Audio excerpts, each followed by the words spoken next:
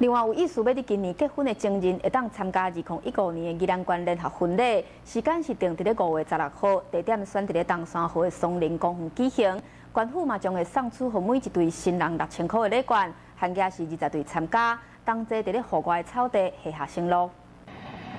2015宜兰县联合婚礼5月16号将在东山河松林公园来举行。今年以桃花源的婚礼为概念。 见证婚姻互相扶持的真实甲意义，参加的新人会当得到总价值差不多6000块的礼券，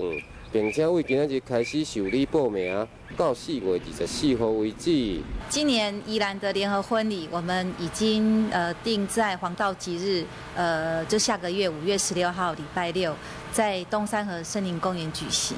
那这次会选择在东山河森林公园，是为了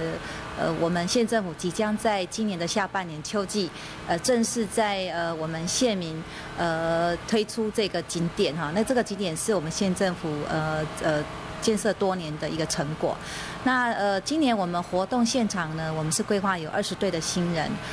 在充满了绿意盎然，在东山河畔。 来进行一场爱恋桃花源式的婚礼。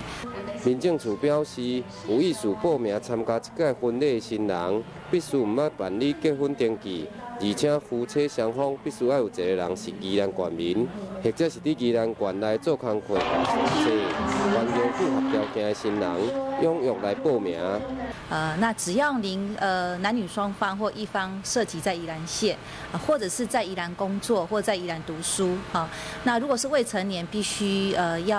男方要满18岁，女方要满16岁啊，也必须要有法定代理人的同意书哈。那重要的是呢，目前男女双方呢都还没有办理结婚登记，那欢迎你们就到我们民政处的网站下载我们的报名表，那填写好之后呢，现场到我们县政府3楼民政处来办理报名手续。那我们欢迎我们宜兰县民能够来参加我们今年宜兰县联合婚礼的举行，那我们非常欢迎您。宜兰新闻记者赖福兴采访报道。